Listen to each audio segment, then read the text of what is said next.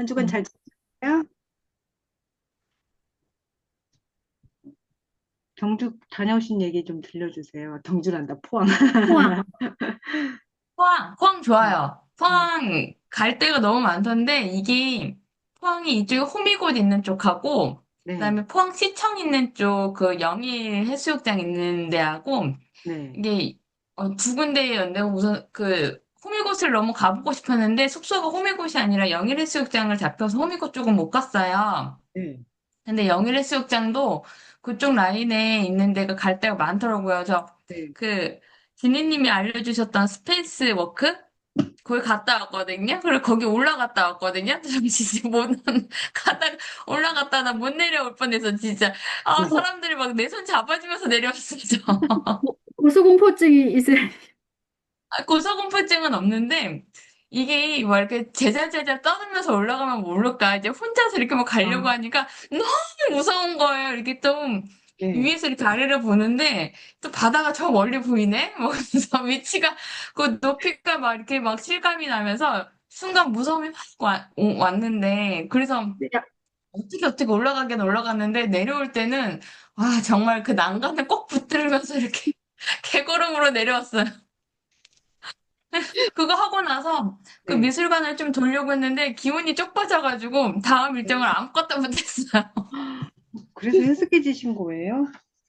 아니 근데 너무 좋긴 좋았어요. 예, 너무 좋긴 좋았어요. 거기서 이제 뷰가 너무 좋았고, 예, 거기에서 이제 같이 누군가랑 같이 다음에 제 가족들하고 다시 한번 가보려고요.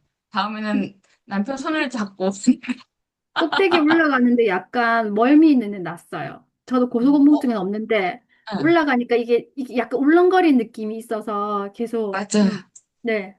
그게 이게 좀 사람들이 계속 이렇게 쿵쾅쿵쾅 움직이니까 그 쿵쾅쿵쾅 움직이는 거에 따라서 이게 좀 흔들흔들 하더라고요. 그래서 아니, 생각보다 별거 아니네. 그랬는데 가다가 중간중간 사람들이 계속 앉아 있는 거예요. 그래서 내가 처음에 올라갈 때 왜 앉아 있지? 막 그러다가 저기 앉았으면 사람들 다니기 힘들 텐데 막 하면서 예의도 없다 막 그러면서 올라갔는데 이해가 됐어. 거기 앉아 있는 이유를. 음, 그리고 거기 올라온 애기들이 신기했어요. 그러니까 애기들 뭐 겁도 없이 막 그냥 막 거기서 다니더라고요. 근데 아무튼 거기도 너무 좋았고 그 영일정 해수욕장도 너무 좋았고요. 영일정 해수욕장은 날이 좋으니까 너무 가시거리도 너무 잘 나왔고 해도 또 이렇게 달도 너무 예쁘게 달빛이 어쩜 그렇게 이렇게 바다에 되게 오랜만에 그런 걸 봤는데 달빛도 되게 좋았고 네 좋았습니다. 저는 근데 그 외로웠어요. 혼자 바닷가에 있으니까 되게 사연 있는 여자처럼. 저는 그 영상 보고 바다 들어가시나 보다 그랬어요. 막 그 찰랑찰랑 그 인스타에 이렇게 올려놓으신 그 영상 있잖아요. 그래서 야, 되게 그러지 촉촉해. 못했고 이렇게 바다 그 영일정 위에서 이렇게 찍으니까 음, 바다랑 이게 딱 이렇게 그것밖에 안 보이고 하더라고요. 아, 거기랑 좀 시간이 됐으면 조금 더 돌았으면 그 미술관이나 아니면 그 환호공원이나 이런 쪽 더 돌았으면 좋았을 텐데 못 네. 갔어요. 근데 이제 충분히 아쉽지 않게 잘 다녀왔습니다. 그리고 제가 블로그에도 썼지만 네. 저는 뚜벅이는 힘들어요. 맞아요. 맞아요. 뚜벅이는 힘들. 제가 그 어우사 절에 갔는데 거기 우어사. 그 절에 우어. 갔는데 이 절이 산에 있다라는 걸 깜빡한 거예요. 산속이니까 빨리 어두워졌고 산속이니까 내려올 때 당연히 마을버스가 있다고 했는데 근데 마을버스 이게 배차 간격이 너무 심했고 뭐 네. 택시는 부르려고 했는데 포스코 그 퇴근 시간에 걸려서 택시는 안 잡히지 또 산까지 올라와야 되니까 잘 네. 안 잡히더라고요. 아, 진짜 내가 여기 저는 와가지고 이게 웬 고생이냐 하면서 뭐 그 그런 에피소드도 그러셨겠어요. 있었답니다. 게시물을 보고 그래서 처음에 이제 읽기 전에는 이름 되게 어렵다. 오어사가 뭐야? 아우상가 이랬는데 나 오에다가 곡이요. 그 사연을 읽으니까 저도 오늘 이제 능해 다녀왔거든요. 근데 확실히 음, 이런 해설이나 이런 지문을 읽으면 훨씬 이해가 빠른 것 같아요. 음. 그래서 맞아요. 읽다 보니까 원효대사 사카시? 그래서 찬찬히 글을 이렇게 읽어갈 수 있는 블로그여서 그랬었고요. 그리고 히치하이킹 전에 그 택시기사 아저씨 아니었으면 대충 보고 왔었을 거예요. 택시기사 아, 아저씨가 가면서 계속 브리핑을, 이 역사와 이런 브리핑을 쭉 해주셔가지고, 네. 덕분에, 아, 이게 그거구나, 이게 그거구나. 그러면서 잘 보고 왔습니다. 좀 해 두셔서 아마 두고두고 좋으실 것 같아요. 그냥 사진으로 그러니까요. 남기랑 예, 문장으로 남기는 거랑 확실히 다른 것 같아요. 음. 자, 그럼 낭독을 이제 시작을 해볼까요? 저희 136페이지죠. 네, 136페이지를 다른 병란쌤께서 읽어주세요. 아, 이거 인간 본성의 법칙, 저 진짜 제가 펼쳤다고 다 펼친 것처럼 인간 본성의 법칙 136페이지 전략적 관찰자가 되라. 네, 그쪽 읽어주세요. 펼치셨군요. 시작해도 될까요? 네, 인간 본성의 열쇠, 전략적 관찰자가 되라. 인간은 능수능란한 연기자다. 우리는 일찍부터 부모에게서 내가 원하는 것을 얻어내기 위해 동정심이나 애정을 자아낼 만한 표정을 짓는 방법을 배운다. 우리는 내가 상처받을 수 있는 순간에 나 자신을 보호하기 위해 지금 내가 정확히 무슨 생각을 하고 어떤 기분인지 부모나 형제에게 감추는 법을 배운다. 우리는 내 편으로 만들어야 할 인기 있는 친구나 선생님에게 아부하는 데 능숙해진다. 똑같은 옷을 입고 똑같은 언어를 사용해 우리의 끼는 법을 배운다. 나이가 들어 경력을 쌓으려 애쓸 때는 어떤 모습을 보여야만 면접에 합격하고 집단 문화에 녹아들 수 있는지 배운다. 경영자가 되고 교수가 되고 바텐더가 된 사람은 그 역할에 맞는 연기를 해야 한다. 이런 연기 능력을 개발하지 않는 사람이 있다고 한번 상상해 보자. 상대의 이야기가 마음에 안 들면 즉시 얼굴을 찡그리고 재미가 없으면 그대로 하품을 하고 생각나는 대로 다 입 밖으로 꺼내고 생각도 스타일도 자기 방식만 고수하고 상사를 대할 때나 어린아이를 대할 때나 똑같이 행동하는 사람 말이다. 사람들은 그를 기피하고 조롱하고 경멸할 것이다. 우리의 연기가 워낙 훌륭하기 때문에 우리는 누가 연기를 해도 그런 사실을 인식조차 못한다. 우리는 사회적 교류에서 자신이 거의 늘 진실하다고 착각한다. 이 착각이 바로 훌륭한 배우가 그럴듯한 연기를 하는 비결이기도 하다. 네. 우리는 이 능력, 여기까지, 이제 읽으시고요. 혹시 밑줄 치신 분 있으세요? 몇 몇요? 페이지에서? 네, 이 페이지에서. 다른 저는, 선생님들도요. 저는 여기 밑줄 쳤어요. 136페이지. 네, 우리의 연기가 워낙 훌륭하기 때문에 여기서부터 네, 37페이지, 네. 어, 여기 첫 단락까지. 음, 밑에도 좀 내려가서 네, 섹스피어 그 부분에 밑줄 네, 쳐놨어요. 네. 저도 그래요. 다른 선생님들은 어떠세요? 아, 난 36, 136쪽, 네 번째 줄까지밖에 안 읽어가지고. 네, 아, 저는 다른 곳을 읽어버렸어요. 아, 그래요? 아, 그러셨군요. 그래요. 저도, 그런 생각을 많이, 병란쌤 밑줄 친 부분이랑 같아요. 그러니까 우리의 연기라고 생각은 하진 않는데 그냥 가면이라고 생각을 했거든요. 근데 연기라고 이렇게 표현을 하니까 또 이렇게 생각하면 조금 더 자연스러울까? 가면이라고 하기보다 그런 생각이 좀 들더라고요. 그러면 그 다음 단락을 네, 하얼빈님께서 읽어주세요. 우리는 이 능력을 우리는 이 능력을 당연한 것으로 생각하지만 실제로 이 능력이 어떻게 발휘되는지 보고 싶다면 당신이 각각의 가족이나 상사, 동료와 대화하는 모습을 한번 잘 지켜보라. 상대나 상황에 따라 당신이 말하는 내용, 목소리 톤, 태도, 보디랭귀지가 모두 미묘하게 달라지는 것을 알 수 있을 것이다. 잘 보이고 싶은 사람 앞에서는 익숙한 사람이나 경계할 필요가 없는 사람 앞에서와 전혀 다른 얼굴을 할 것이다. 아마 부지불식간에 이미 그렇게 하고 있을 것이다. 많은 작가나 사상가들이 수백 년간 외부인의 시선에서 인간을 관찰하며 사회생활의 연극적 속성을 발견했다. 이와 관련해 가장 유명한 말을 남긴 사람은 섹스피어이다. 세상이 모두 무대요. 사람은 모두 배우일 뿐이죠. 누구나 퇴장하고 등장도 해요. 사는 동안 한 사람이 여러 역할을 맡게 되죠. 전통적으로 극장이나 배우를 대표하는 이미지가 가면이었다면 섹스피어 같은 작가들은 우리가 누구나 끊임없이 가면을 쓴다고 말하고 있는 셈이다. 연기를 좀 더 잘하는 사람도 있고 못하는 사람도 있다.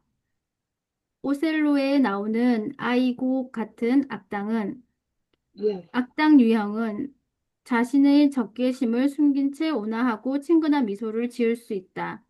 더 자신감 있고 용감하게 연기할 수 있는 사람은 종종 리더가 된다. 완벽한 연기력을 가진 사람은 복잡한 사회생활을 더 잘 헤쳐나가고 성공할 수 있다. 우리 모두가 전문 배우이긴 하지만 속으로는 어떤 역할을 연기해야 한다는 사실을 짐으로 느끼기도 한다. 우리는 지구상에서 가장 성공한 사회적 동물이다. 수십만 년 동안 우리의 선조인 수렵, 최진민이 살아남을 수 있었던 것은 비언어적 신호를 통해 끊임없이 서로 소통한 덕분이다. 미처 언어도 발명되기 전에 그렇게 오랫동안 비언어적 신호가 발달하다 보니 인간의 얼굴은 이토록 표정이 풍부해지고 제스처도 아주 정교해진 것이다. 비언어적 신호는 우리의 내면 깊숙한 곳에 이미 심어져 있다. 우리에게는 내 감정을 끊임없이 소통하고 싶은 열망이 있지만 그와 동시에 사회생활을 제대로 하려면 그것을 감추어야 할 필요성도 있다. 이렇게 우리 안에 싸우고 있기 때문에 두 가지가 우리 안에 싸우고 있기 때문에 우리는 내가 소통하는 내용을 완벽히 통제하지 못한다. 네, 계속 읽을까요? 아니요, 여기까지만. 네. 혹시 그런 경험 있으세요? 우연히 찍힌 사진에서 낯선 내 모습을 발견하신 적. 그러니까 우리가 사진을 찍으면 포즈를 취하잖아요. 근데 우연찮게 찍혔을 때, 어머, 내 표정이 이런가 그런 경험 혹시 없으세요? 늘 그렇지 아는데. 아, 많아요? 그러면 그 표정이나 그 모습이, 어, 낯선 기분을 안 드세요? 낯선 김에 성형을 해야 되겠다. 그런 거 말고, 아, 평소에 내 모습이다, 아니면 내 모습, 뭐 그런 경우 있잖아요. 그러니까 여기서는 연기라고 말하는데 항상 그 웃는 표정이라든지 사람을 대할 때는 내 기분보다 업되게 이렇게 연기를 하잖아요. 대부분. 목소리도 마찬가지로. 그랬을 때 그 괴리가 너무 크다, 이렇게 느껴보신 적은 없으세요? 특히, 저는 목소리는 그런 것 같아요. 전화하는 목소리, 뭐, 이렇게 고객하고 통화하는 목소리, 네. 그다음에 뭐, 이렇게, 뭐, 가족들하고 하는 전화통화 목소리, 이런 네. 거는 조금 제가 순간순간 흠칫흠칫 놀랄 때가 좀 있기는 해요. 네. 우리가 기본적으로 다르다, 뭐, 이런. 세 개를 저 갖고 있대요. 아무리 적게 갖고 있는 사람도 세 되게 가지의 그 목소리, 그 음. 버전이 있대요. 세 가지 버전이. 공감이 네. 되네요. 네네. 공감되네요. 전화 받을 때, 노래할 음, 때, 그리고 이제 평소 음. 말할 때. 이 세 가지는 기본적으로 다 다르다고 얘기를 하더라고요. 그러니까 더 다양하면 여기서 말하는 연기를 잘하는 사람이 되는 거겠죠. 네, 하늘비님 아까 하시려던 말씀 해주세요. 저는 시댁 식구들하고 대화할 때, 시댁 어른들하고 통화할 때, 더 공감, 밝아지고, 더 밝아지고, 어머니. 애교가 생기고, 아, 정말요?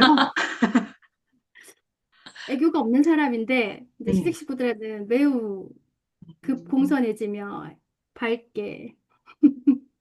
그래서 그쵸, 남편도 항상 공손해지죠, 공손. 예의를 좀 더 공손해지고, 차리고.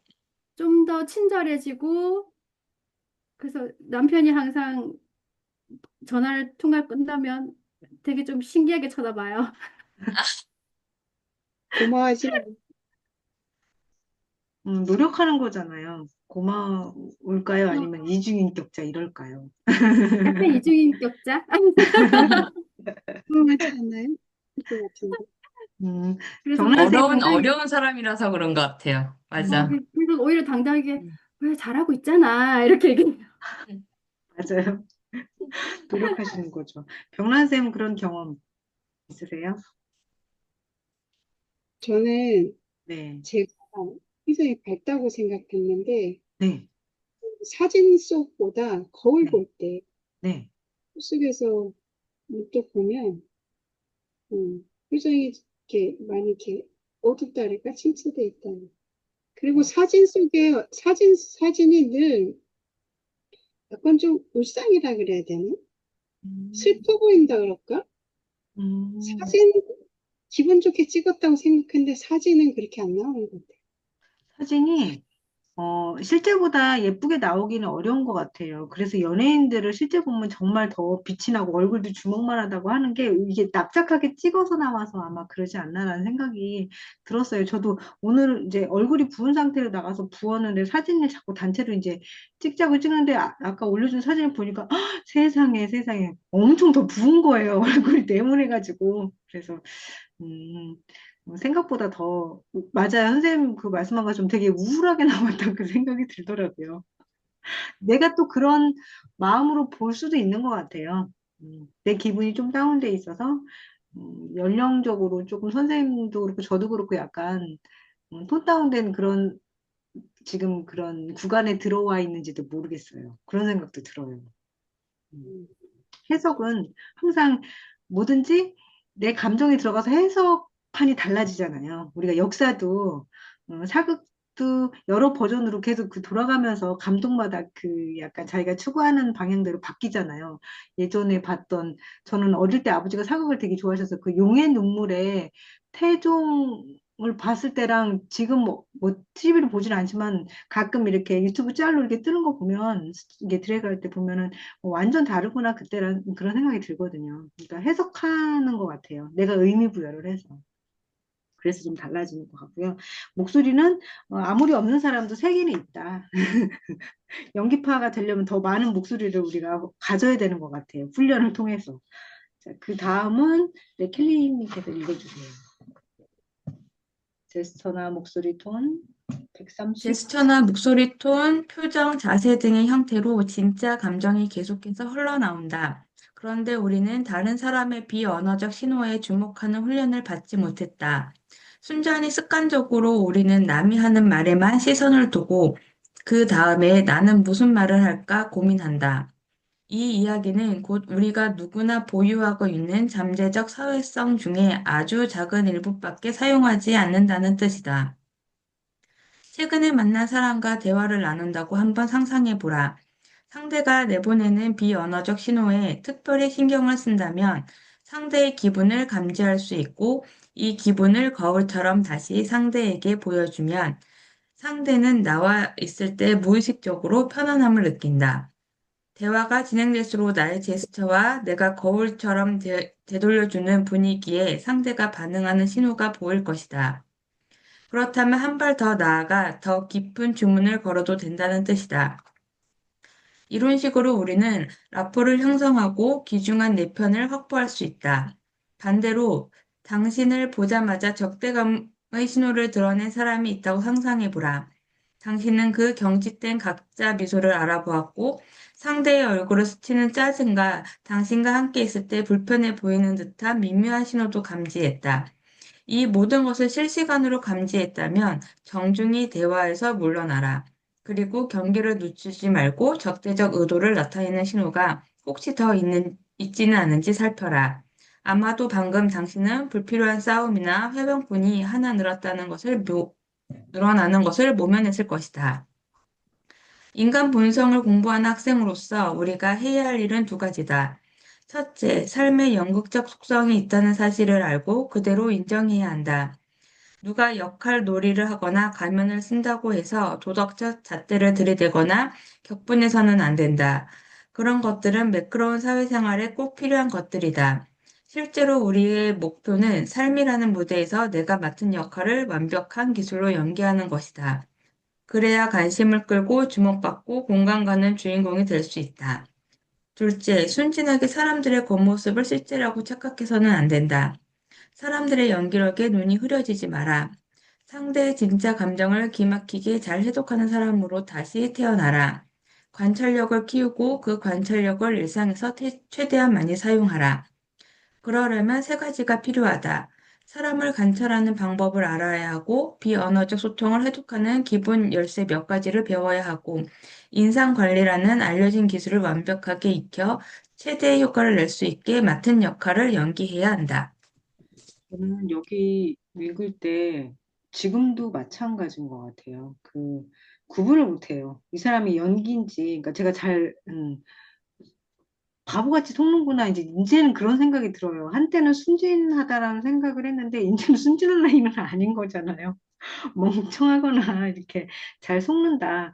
그러니까 지금 제가 되게 이제 저에 대해서 성찰하는 시기인데 그런 것들, 아, 내가 너무 마음이 급했구나. 그래서, 이렇게 남들이 흙 던지는 낚시 바늘을 제가 덥석 잘 물었던 것 같다라는 생각이 이제 와서 들더라고요.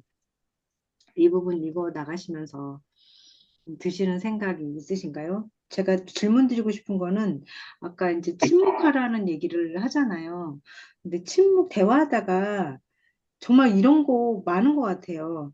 침묵이 두려워서 말을 막 하는 경우도 있지만, 아까는 여기 내가 무슨 말을 할 건지 상대방 말을 듣기보다 그걸 더 먼저 생각한다고 하는데, 침묵이 두려워서 그냥 아무 말이나 뱉는 경우도 많지 않나요? 침묵이 어떤 의미세요? 나에게 침묵이란. 대화할 때 침묵이 주는 그런 느낌이나 감정 생각해 보신 적 있으세요? 어색함이죠. 어색함. 음. 병란 선생님은요? 친구 말이 없으면 어색하니까 그 네, 어색함을 깨려고 말을 하는데 그 말이 또 별로 효과가 없는 말이 나오기도 하고 네, 제가 그냥 평소에 말이 없을 때는 네. 화가 났을 때는 말을 안 해요. 제가 뭔가 마음에 안 들 때는 입을 닫는 편이에요. 그래, 선생님하고 저랑 좀 많이 비슷한 것 같아요. 저도 많이 닫아요. 그리고 음, 그러니까 단둘이 만나는 경우는 그렇지 않지만 여럿이 만나면 정말 말이 하고 싶은 사람이 너무 많다는 걸 느껴요. 그래서 그냥 주로 듣거든요. 그때는 화가 난 게 아니라 그 하루에 뱉어야 되는 언어의 총량이 있다고 하더라고요, 사람마다. 그게 못 채워져서 정말 말할 사람이 없어서 저렇게 여기 와서 뱉나 보다 그 생각으로 좀 듣는 편이거든요. 그러다 보니까 나중에 왜 말이 없냐 이제 저한테 데려오지 반문하면 그때 얘기하면 말하네. 그런 얘기도 되게 많이 들었었거든요. 음, 하늘비님은 어떤 느낌이세요? 침묵이란 대화 중에? 어, 제 말을 듣지 않을 때. 음, 제가 제 의견이나 뭐 이런 거 말을 할 때 듣지 않고 자기 말만, 상대가 자기 말만 하고 고집 피울 때, 더 이상 말하고 싶지 않아서 음, 침묵하죠. 말하고 싶지 않으면 그 상대가 말할 때 귀를 좀 닫으실 수 있어요? 닫을 수는 없어요. 다 들려요. 저 사람이 어떤 의도로 말하고 어떤 마음을 하는지 다 들리는데, 네. 이게 말해봤자 벽 보고 얘기하는 거니까, 한 두어 번 얘기하다 그냥 닫아요. 그렇게 감정 조절까지 하면서 그 관계를 이어나갈 필요가 있냐? 그래도 인간관계를 해야 된다. 막 되게 서로 가치관에 대해서 양립해서 많이들 얘기를 하시더라고요. 이제 그런 인간관계에 대한 이야기를 명사들도 얘기하다 보면은 그래도 관계를 맺어야지 고립되는 건 아니다. 근데 또 이제 어떤 분들은 그런 관계는 더 맺을 필요 없다. 그러니까 되게 극과 극으로 이렇게 많이 그렇게 자극을 해야 유튜브 구독자 수가 많이 늘어나서 그런지는 모르겠는데 그렇게 하더라고요. 근데 정말 이거를 어떻게 잘 조절해서 가기란 쉽지 않은 문제인 것 같아요. 결국에 끝까지 그렇지 않을까? 또 가족하고도 저는 이제 그런 경험을 많이 하니까 저는 침묵이 불안했던 것 같아요. 그러니까 대화하다가 음, 침묵하면 그냥 불안함? 근데 이것도 조금 많이 극복은 했는데 저는 이제 불안함이 되게 많았어요. 대화가 뚝 끊겼을 때. 내가 안 들은 건 아닌데 이제 답변할 가치가 없다거나 아까 하느님이 말씀하신 것처럼 그러면 이제 침묵을 하는데 역시나 저희 가족은 무시로 받아들이더라고요. 제가 무시해서 그거에 대한 토를 안다는 것처럼. 네. 이거 다른 데 읽어보시고 안 읽어오셨으니까 여기까지 그럼 오늘 읽고요. 한번 내가 어떤 연기가 필요한지에 대해서 오늘은 그걸 좀 기록해 보시면 좋을 것 같아요. 이걸 읽고서 지금 세 페이지 읽었잖아요. 나한테 필요한 연기는 1번 가족 관계에 있어서 나에게 필요한 연기. 연기가 좀 그렇다 그러면 가면 한번 생각해 보고 적어 보시면 좋을 것 같아요.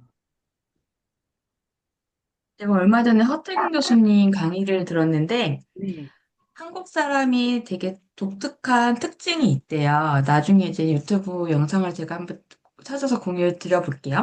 네, 이게 한국 사람들이 그러니까 개인주의와 집단주의라고 얘기하는데 우리나라 사람들은 개인주의도 아니고 집단주의도 아니래요. 개인주의는, 어, 가족의 누군가가 내가 그에 의해서 내 감정이 뭐가 휘둘리거나 아니면 그의 양육을 위해서 내가 희생을 하거나 이런 것들은 개인주의의 성향의 사람들이 아니래요. 그래서 우리가 미국 사람들처럼 애들이 뭐 19살 되면 다 밖으로 나간대잖아요. 그래야지 자기가 이제 그 노후 생활을 준비할 수 있는 나의 시간이 필요하다라는 이런 이제 사고들이 이제 당연하게끔 되어 있는데 우리나라 사람들은 그렇지 못한 상황이고 그걸 또 집단주의라고 표현을 하면은 집단주의는 또 그렇지 않아. 집단주의는 일본인들 같은 속성들이 약간 집단주의 사람들이래요. 그러니까 우리나라 사람에 대해서 연구를 하셨던 그분의 말에 의하면은 대한민국 사람들은 관계주의였다라고 네, 해요.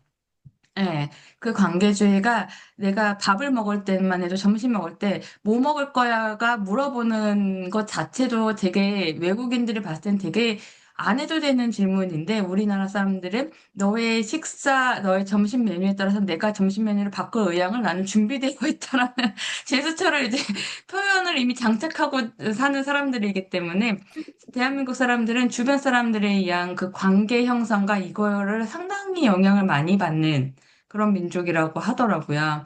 그래서 이 관계주의에 대해서 그때 그 강의를 들으면서 아, 이게 맞다. 이게 옛날 엄마들이 우리를 양육했을 때에 우리를 이렇게 막 그게 다 보호하려고 하고 우리들은 특히 그러잖아요. 엄마들이 내 울타리 안에서 내 아이를 다 보호하려고 하잖아요. 그래서 내가 엄마 영향에 의해서 내 아이가 잘 될 수도 있고 잘못될 수도 있다라고 생각하는 사람들이잖아요. 네, 그런 관계조에 있기 때문에 이거를 이걸 좀 지금 이 짧게 지금 제가 낭독하면서 읽을 때 느꼈던 거는 이게 우리나라 사람들한테는 딱 그게 맞지 않을 수도 있겠다. 이 내용이 예, 그런 생각이 좀 얼핏 딱 들었거든요. 예, 우리는 기본적으로 남들에게 영향을 많이 받는 그렇게 자라왔고 그렇게 또 내 자녀를 양육했고 그런 상황이 있는 사람들이기 때문에 이게 사람을 이렇게 끊어내거나 단절시키거나 이런 것들은 상당히 좀 쉽지 않은 숙제인 것 같아요. 우리에게는. 네. 그런 네. 생각을 했습니다. 그리고 그래서 나중에 그 허태곤 교수님 영상을 제가 한번 찾아서 꼭 공유드릴게요. 너무 공감되는 내용들이 많았었어요. 그리고 세대 간 갈등이 그런 것도 있는 것 같아요. 그러니까 집단주의와 관계주의 사이에서 우리는 자랐는데 벌써 제 아이들은 이제 20대가 이제 됐거든요. 그럼 걔네들은 굉장한 개인주의예요. 그러니까 그런 거에 대한 갈등도 좀 있어요. 음, 그래서 아무래도 이제 네. 음. 맞추게 되거든요. 그들에게. 그러니까 저도 모르게 개인주의가 되고 그래서 이 내용이 더 잘 공감이 돼요. 그러니까 이 과정으로 가고 있기 때문에 이게 말하자면 미국 사람이 쓴 책인 거잖아요. 우리 음. 문화가 서구적인 거를 되게 긍정적으로 받아들이다 보니까 그렇게 되는 게 아닌가라는 생각이 들어요. 그 강의 나중에 꼭 공유해 주세요. 네. 네. 네. 그 얘기 하더라고요. 우리나라 젊은 MZ들이 다 개인주의라고 하는데 네. 개인주의가 아니고 이 사람들이 이기적이었어. 음, 그들은 개인주의는 그럼 엄마 아빠한테 이기주의. 어, 기대하면 안 된다고. 엄마 아빠한테 왜 네. 결혼할 때 집을 해달라고 하면, 캥거루족이 왜 생기며 이런 것들은 독립할 준비가 안 되어 있으면서 그러니까 개인주의처럼 내 의견을 주장하는 거는 이건 이기주의다라고 얘기하시더라고요. 그게, 직장에서도 직장에서도 자기들이 누려야 될 권리는 하나도 잃지 않고 다 찾으면서 일치에 이제 회사에서 해야 될 약간의 우리 하다 보면 해야 되는 거 절대 하지 않아요. 그러면서 자기가 찾아야 될 권리는 악착같이 당연하다고 생각하니까 이거는 이기주의라는 게 저도 그렇게 생각하긴 해요. 그러니까 해야 할 일을 다 하고 자기 권리 음, 찾는 거는 누가 뭐라 하지 않는데 그건 하지 않으면서 권리는 다 찾고 싶은. 그 의무들을 우리 엄마들이 다 대신 해줘서 그런 건 아닐까요? 그런 생각을 솔직히 많이 그럴 그러니까, 들어요. 수도 있어요. 어, 우리가 그렇게 그렇게 양육해서, 키워서 그래요. 네, 그렇게 양육해서 작품을 그렇게 말하자면 음, 출시를 한 거잖아요. 그래서 되려 맞아요. 음, 그렇게 되려 맞고 있는 게 아닌가라는 생각이 들어요. 네. 나머지 분량을 좀 읽어주시고요. 그러면 저희 2교시를 틸리님 줌으로 들어가서